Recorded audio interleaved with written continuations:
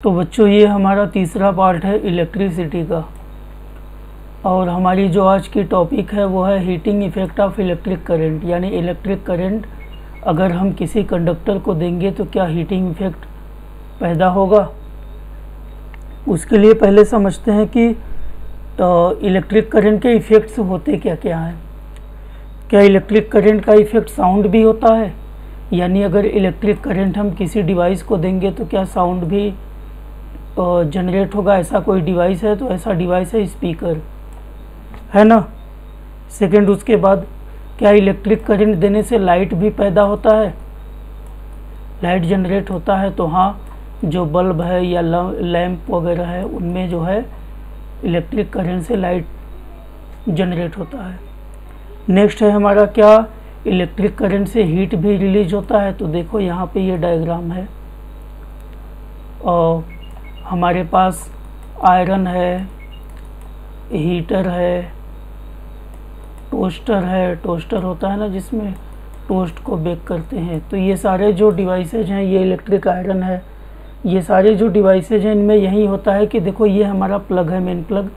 यहाँ से हम जो है करंट देते हैं तो करंट इस वायर से प्रोवाइड, इस वायर को हम लोग कंडक्टर बोलते हैं, साइंस की लैंग्वेज में इसको कंडक्टर बोलेंगे। तो कंडक्टर से होते हुए करंट इसमें आएगा। अब इसके अंदर जो मटेरियल है वो मटेरियल और इस वायर में जो मटेरियल है दोनों डिफरेंट है। इसके अंदर जो मटेरियल है, अच्छा पहले देख लो होता क्या। होता ये है कि करंट जैसे ही हम लोग प्रोवाइड करेंगे इसको, इसमें से हीट रिलीज होगा और उस हीट की वजह से हम कपड़ों को अपने अनरिंकल करते हैं, जो उसमें श्रिंकेज वगैरह होते हैं उसको क्लियर करते हैं, प्रेस कर देते हैं। अब इसमें इन दोनों के मटेरियल के बारे में बात हो रही थी। इसमें जो वायर है और इस आयरन के अंदर जो वायर या जो भी मटेरियल है उनमें एक डिफरेंस ये है कि इसका रेजिस्टेंस बहुत लो है। इसका रेजिस्टेंस बहुत लो है तो करंट जो है कहीं रुकती नहीं है। रेजिस्टेंस में क्या होता है, रुकावट। तो करंट कहीं रुकती नहीं है, सीधे यहाँ तक आ जाती है। लेकिन यहाँ जब जाती है, इस मटेरियल में आती है तो इसका रेजिस्टेंस बहुत हाई है और उसकी वजह से करंट यहाँ पर बीच रुक जाती है, रजिस्ट हो जाती है। और रेजिस्टेंस की वजह से क्या क्रिएट होता है, हीट।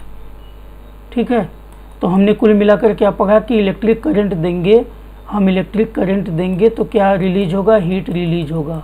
क्यों होगा, इसका रीज़न क्या है, बीच में रेजिस्टेंस आएगा, रेजिस्टेंस की वजह से। ठीक है, तो यही heating effect of electric current आज का हमारा टॉपिक है, इसी को पढ़ेंगे। अब देखो इसमें होता क्या है। इसमें यह है कि जब किसी हीटर या इलेक्ट्रिक लैंप को हम लोग करंट देते हैं तो क्या हो जाता है, वो हॉट हो जाता है। ठीक है, इसको जैसे ही हम आई मीन्स आई लिखते हैं, आई माने समझ जाना, आई को करंट देंगे तो ये हॉट हो जाएगा। इसका मतलब क्या हुआ कि जो करंट था इसके अंदर वो रुक गया, रजिस्ट हो गया। तो वो क्यों होता है, रेजिस्टेंस की वजह से। मैंने ऊपर यही बात आप लोगों को समझा दी। यही घटना जो है हमारा इलेक्ट्रिक बल्ब में भी होता है। ये मान लो इलेक्ट्रिक बल्ब का फिलामेंट है, ये हमारा इलेक्ट्रिक बल्ब है, ये इसका बेस है, होल्डर। ठीक है, इसमें जो फिलामेंट है यहाँ से हम करंट देते हैं। सपोज ये हमारा वायर है, ये हमारा प्लग है, यहाँ से आता है करंट। तो ये जो मटेरियल है इसका रेजिस्टेंस बहुत लो होता है और इसकी वजह से करंट यहाँ पे रुकता नहीं है। और क्योंकि इसका रेजिस्टेंस भी हाई होता तो यहाँ भी करंट रुकता, ये तो मेल्ट हो जाता गर्म होकर। तो इसका रेजिस्टेंस बहुत लो है। ठीक है, तो करंट यहाँ तक आता है। करंट जब यहाँ से पास होता है तो ये जो फिलामेंट है ना, इस फिलामेंट का रेजिस्टेंस बहुत हाई होता है। इस फिलामेंट का रेजिस्टेंस हाई होने की वजह से क्या होता है कि करंट अब यहाँ रुकने लगता है। करंट जब यहाँ रजिस्ट करता है, रुकता है, तो इसकी वजह से ये ग्लो करने लगता है। ठीक है, इसका मेल्टिंग पॉइंट बहुत हाई होता है। मेल्टिंग पॉइंट हाई होने की वजह से क्या होता है कि ये जो है जल्दी पिघलता नहीं है, जल्दी ऑक्सीडाइज नहीं होता, जल्दी मेल्ट नहीं होता।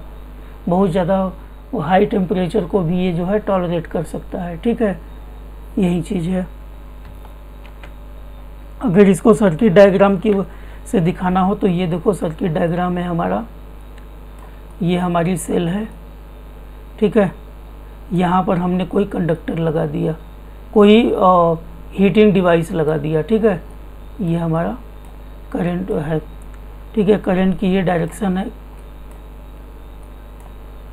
ये माइनस एंड है, ये जो छोटा वाला पॉइंट है ये माइनस एंड दिखाता है, बड़े वाले को पॉजिटिव टर्मिनल बोलते हैं। तो करंट हमारा निगेटिव से पॉजिटिव की ओर जा रहा है, और यहाँ पर जब देखो जाएगा तो क्या होगा, ये हमारा हीटिंग डिवाइस है तो ये गर्म होगा, इससे हीट रिलीज होगा। तो इससे जो है हम वो एक्सपेरिमेंट कर लेंगे। अब हुआ क्या, यहाँ क्यों हीट रिलीज नहीं हुआ, इस पॉइंट पे क्यों हीट रिलीज नहीं हुआ, ये भी तो मेटल है लेकिन इसका रेजिस्टेंस बहुत लो है, ठीक है। लेकिन ये जो कंडक्टर हमने लगाया था, हीटिंग डिवाइस लगाया था, इसका रेजिस्टेंस बहुत हाई है। हाई रेजिस्टेंस की वजह से जो है यहाँ पे हीटिंग इफेक्ट जनरेट होता है, ठीक है। चलो आगे चलते हैं। अब आगे जो है यहाँ पे क्या है कि अभी हमें फार्मूले वगैरह देखने हैं। हमने पहला फार्मूला क्या पढ़ा था, पोटेंशियल डिफरेंस का फार्मूला क्या पढ़ा था कि potential difference is the work done to carry per unit charge. किसी यूनिट चार्ज को कैरी करने में जितना वर्क डन करना पड़ता है उसको हम लोग जो है क्या बोलते हैं, पोटेंशियल डिफरेंस बोलते हैं। अब यहाँ से W की वैल्यू अगर निकालोगे तो W इक्वल टू क्या होगा, V इंटू क्यू होगा, ठीक है। V इंटू क्यू हो गया। अब Q इक्वल टू क्या होता है, अब हमें यहाँ इसको यहीं पे छोड़ देते हैं, ठीक है। I इक्वल टू क्या होता है, Q बाई टी होता है। इसकी डिफिनीशन क्या हो गई कि यूनिट टाइम में, ठीक है, यूनिट टाइम में, पर यूनिट टाइम में जितने भी चार्ज फ्लो होते हैं उसे इलेक्ट्रिक करंट बोलते हैं। तो यहाँ से भी Q की वैल्यू अगर हम लोग निकालेंगे, Q इक्वल टू क्या हो जाएगा, I इंटू टी हो जाएगा, I इंटू टी। अब इस Q की वैल्यू यहाँ हम लोग पुट कर देंगे तो W इक्वल टू क्या हो जाएगा, W इक्वल टू हो जाएगा V इंटू आई इंटू टी। तो ये हमारा एक फार्मूला बना है ना, ठीक है, ये फार्मूला बन गया। तो VIT, ठीक है। अब W और H में क्या रिलेशन है, देखो यहाँ पे इसको देखते हैं, W और H में रिलेशन क्या है। W का मतलब होता है वर्क डन और H का मतलब होता है हीट। हीट उतना ही रिलीज होगा जितना काम वर्क डन होगा, करंट जितना वर्क डन करेगा उतना ही हीट रिलीज होगा, या जितना हीट रिलीज होगा उतना ज़्यादा वर्क डन करना पड़ेगा। तो W हमेशा H के बराबर होता है, ठीक है। W की वैल्यू हमेशा H के बराबर होती है। क्यों, क्योंकि हम समझ गए, क्योंकि जितना वर्क डन करना पड़ता है उसी को हम लोग जो है हीट बोलते हैं। यानी अगर ये मान लो कोई कंडक्टर है, सपोज कर लो ये आयरन, ये इलेक्ट्रिक आयरन है, और अगर इसमें हम लोग करंट देंगे तो करंट कुछ वर्क डन करेगा, और जितना ज़्यादा वर्क डन करेगा उतना ज़्यादा हीट रिलीज होगा। कुल मिलाकर W की value W equal to H होता है, ठीक है। तो इस फार्मूले में W की जगह H कर देंगे, H इक्वल टू VIT हो जाएगा। ये फार्मूला हो गया है ना। अब जो है V का V की वैल्यू क्या होती है, V इक्वल टू होता है IR। तो जहाँ V है वहाँ हम लोग IR की वैल्यू पुट करेंगे, देख लो H इक्वल टू हो जाएगा V की जगह IR इंटू IT पहले से ही है। अब I और I क्या हो जाएगा, यहाँ से शुरू करते हैं।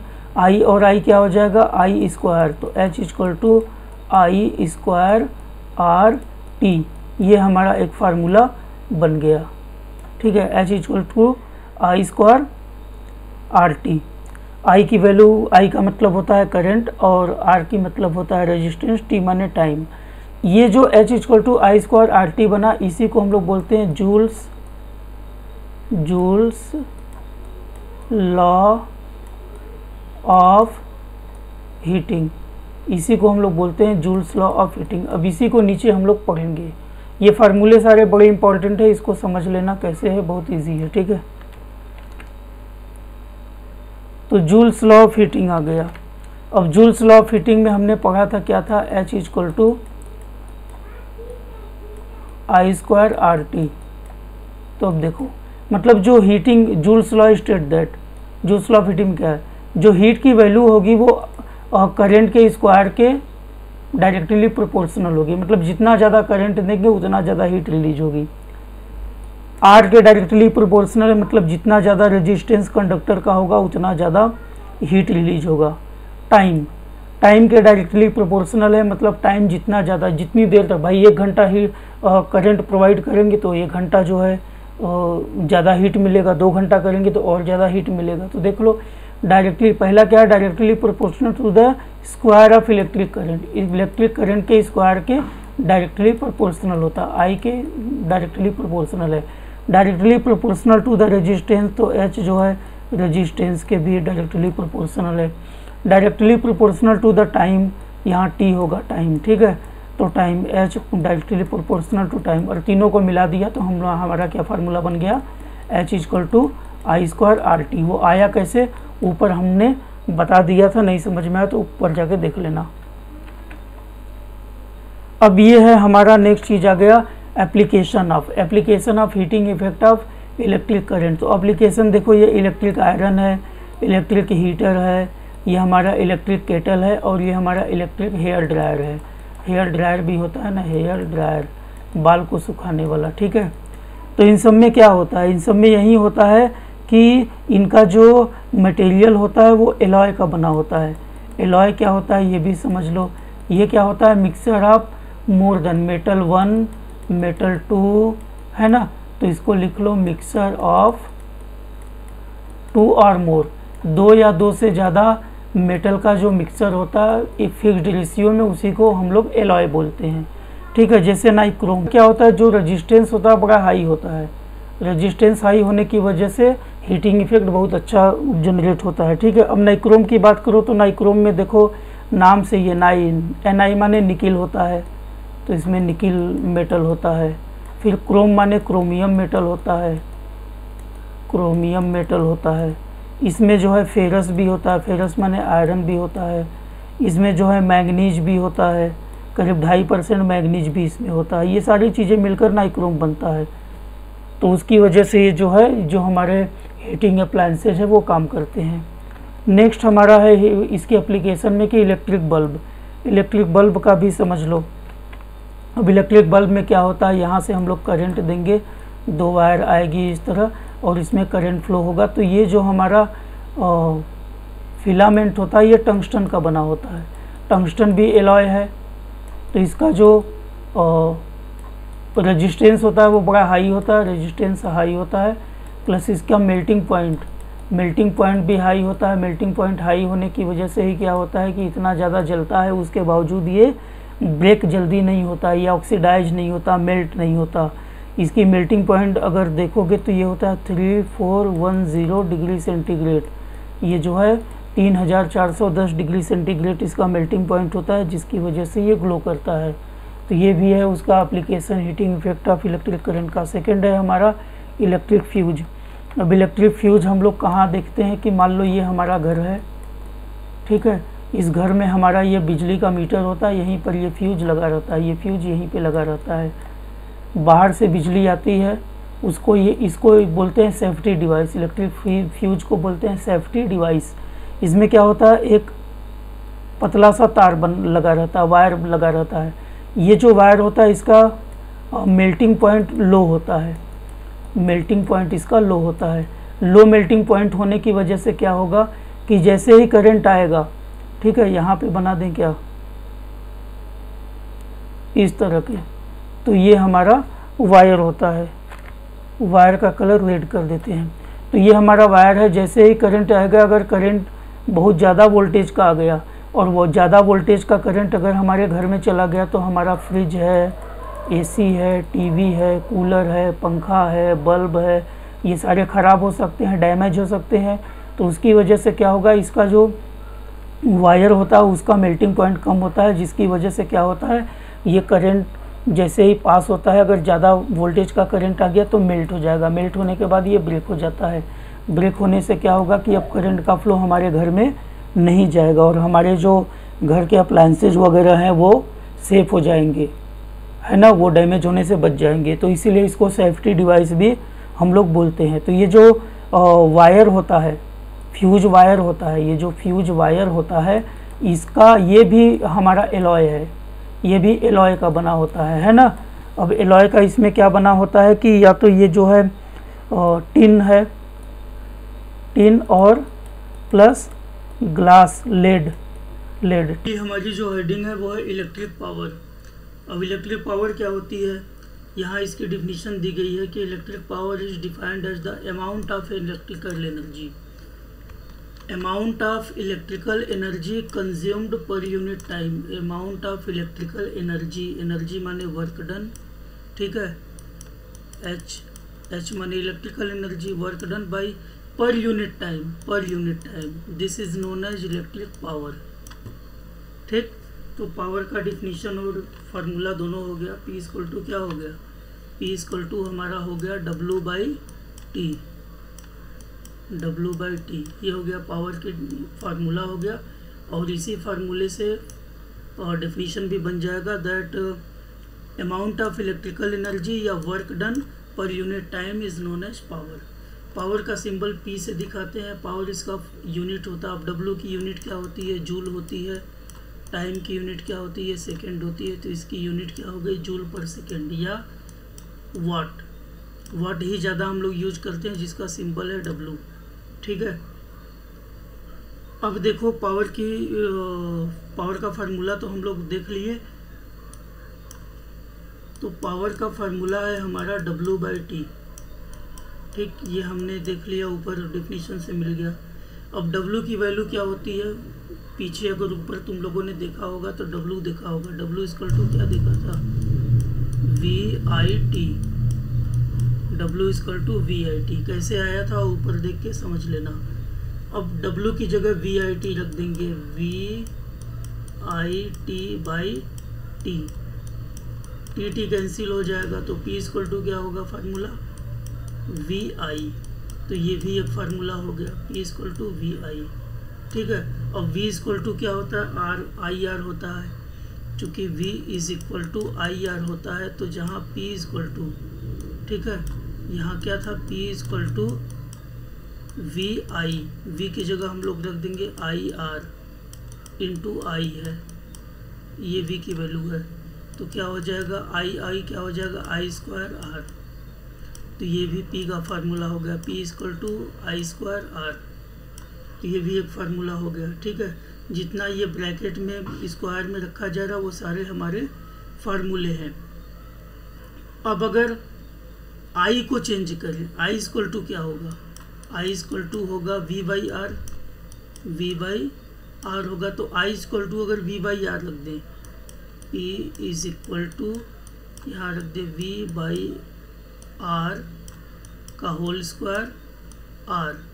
ठीक है, अब इसको सॉल्व करते हैं, क्या आएगा, V square by R square into R है, एक R कैंसिल हो जाएगा, तो V स्क्वायर बाई R बचेगा। तो P इक्वल टू क्या हो गया, एक और formula, V square by R। तो ये भी हमारा एक फार्मूला बन गया। तो ऐसे ये सारे फार्मूले कहाँ काम आएंगे, जब हम लोग न्यूमेरिकल करेंगे वहाँ पर ये सारे फार्मूले काम आएंगे। तो पावर हो गया, पावर के साथ 2-3 टर्म है उसको भी समझ लिया जाए, वो क्या है। अब जैसे पहले है वोल्टेज।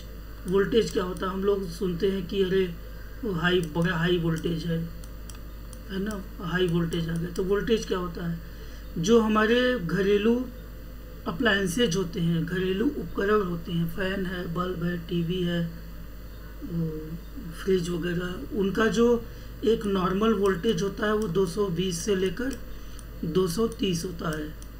इसलिए जो ये डिवाइसेज वगैरह खरीदे जाते हैं उनमें अगर वोल्टेज पढ़ोगे तो ये ऐसा लिखा रहेगा, ठीक है, 110 वोल्ट भी लिखा रहता है। ठीक है, आजकल जो स्मार्ट अप्लायंसेज आ गए हैं। दूसरा उसके साथ लिखा रहता है वोल्टेज। जब हम लोग बल्ब खरीदने जाते हैं, CFL वगैरह लेने जाते हैं, तो क्या बोलते हैं कि वो पूछते हैं कितने वाट का चाहिए। तो वाट का मतलब क्या होता है, अगर मान लो वहाँ पे लिखा हुआ है 220 वोल्ट डैश 60 वाट। अब इसका मतलब क्या हुआ, वाट का मतलब हुआ एनर्जी, पावर हुआ ना, पावर का मतलब क्या हुआ, एनर्जी पर यूनिट टाइम। तो इसका मतलब हुआ कि 60 जूल एनर्जी अगर पर सेकेंड कंज्यूम हो रही है, तो इसका मतलब वहाँ पे 220 वोल्टेज का पोटेंशियल डिफरेंस दिया जा रहा है। ठीक है, उल्टा कर लो, अगर इसका मतलब हुआ कि 220 वोल्टेज का, अगर 220 वोल्टेज का पोटेंशियल डिफरेंस दिया जा रहा है, तब 60 जूल, 60 वाट का मतलब 60 जूल पर सेकेंड एनर्जी, 1 सेकेंड में 60 जूल एनर्जी कंज्यूम हो रही है। ये वीडियो काफ़ी इम्पॉर्टेंट है। काफ़ी इम्पॉर्टेंट इसलिए है क्योंकि जितने भी न्यूमेरिकल होंगे, इतने जो ऊपर इतने फार्मूले हम लोग डिस्कस किए उतने से ही होंगे।